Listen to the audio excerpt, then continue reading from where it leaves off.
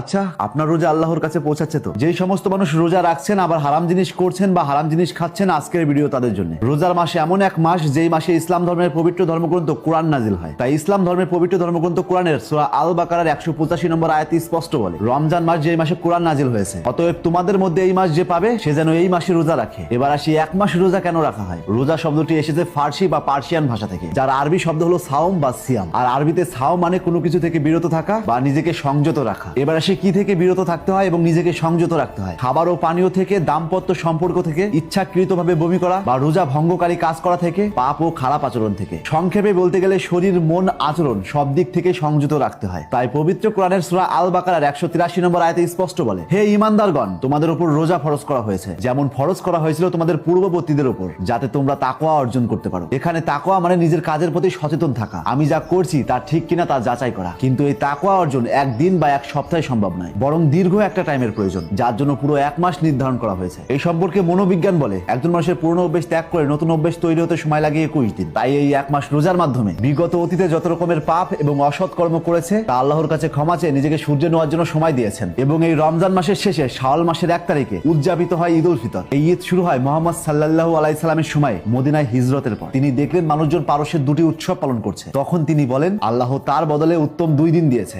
এক ঈদ উল ফিতর, 2 ঈদ উল আজহা। কিন্তু যেই সমস্ত মানুষ এই রোজার মাসে রোজাও রাখছে, আবার 2 নাম্বারি ব্যবসা, মানুষের গীবত, মানুষের ক্ষতি, অসামাজিক কর্মকাণ্ড করে যাচ্ছে, তাদের উদ্দেশ্যে আল বুখারীর 1903 নম্বর হাদিসে নবী করিম সাল্লাল্লাহু আলাইহি সাল্লাম স্পষ্ট বলেছেন, যে ব্যক্তি মিথ্যে কথা ও খারাপ কাজ পরিত্যাগ করে না, তারা পানাহার ত্যাগে আল্লাহর কোনো প্রয়োজন নেই। অর্থাৎ শুধুমাত্র না খেয়ে থাকার নাম রোজা নয়, রোজার আসল উদ্দেশ্য তাকওয়া অর্জন করা। এই রোজার উদ্দেশ্য হলো এই রোজার মাধ্যমে নিজেকে শুধরে নেওয়া। হয়তো রোজার মাসে সংযত থাকলাম, কিন্তু রোজার পর আবার অসৎ কাজে লিপ্ত হয়ে গেলাম। বিশ্বাস করুন, সেই ব্যক্তি যতই রোজা রাখুক তার কোনো রোজা হয় না, বরং তার নামে আরো বেশি পাপ লেখা হয়। রোজা হচ্ছে অনেকটা স্কুলের মতো, যেখানে ধৈর্য, সততা ও সহানুভূতি শেখানো হয়। যদি ছাত্র স্কুলে গিয়ে কিছুই না শেখে, তাহলে স্কুলে যাওয়ার উদ্দেশ্যই ব্যর্থ। রোজার মূল উদ্দেশ্য আত্মসংযম, দরিদ্রের কষ্ট অনুভব করা, আল্লাহর ভয় ও ভালোবাসা বৃদ্ধি এবং নৈতিক চরিত্র গঠন। তাই পবিত্র কোরআনে সূরা আল বাকারার 168 নম্বর আয়াতে স্পষ্ট বলে, হে মানুষ, পৃথিবীতে যা কিছু হালাল ও পবিত্র তা থেকে আহার করো। এবং সহিহ মুসলিমের 1015 নম্বর হাদিসে স্পষ্ট বলে, আল্লাহ পবিত্র, তিনি পবিত্র ব্যতীত কিছু গ্রহণ করেন না। অর্থাৎ হারাম উপার্জন দিয়ে দান করলে বা আল্লাহকে সন্তুষ্ট করার চেষ্টা করলে তা কখনোই আল্লাহর কাছে কবুল হয় না। আমরা অনেকেই দেখেছি এই রমজান মাসে কিছু মানুষ অবৈধ পথে রোজগার করে, আবার সেই টাকা থেকেই মানুষকে যাকাত দেয়। এটা কি আসলে আল্লাহর কাছে গ্রহণযোগ্য হয়? ইসলাম শরীয়তে একটা নীতি আছে, হারাম দ্বারা ভালো কাজ গ্রহণযোগ্য হয় না। আপনি যদি 100 টাকা চুরি করেন এবং সেই 100 টাকা থেকে 50 টাকা দান করেন, তাতে চুরির পাপ মাফ হবে না। এবার অনেকেরই প্রশ্ন থাকে, একজন অসৎ ব্যক্তি তার অসৎ পয়সা থেকে যাকাত দিলে যে ব্যক্তি সেই যাকাত গ্রহণ করে সেই ব্যক্তির কি পাপ হবে? ঠিক এই কারণে কোরআনের সূরা আল আনামের 164 নম্বর আয়াতে স্পষ্ট বলে, প্রত্যেক ব্যক্তি যা অর্জন করে তার জন্য সে নিজেই দায়ী। কোনো ভার বহনকারী অন্যের গুনাহর ভার কখনো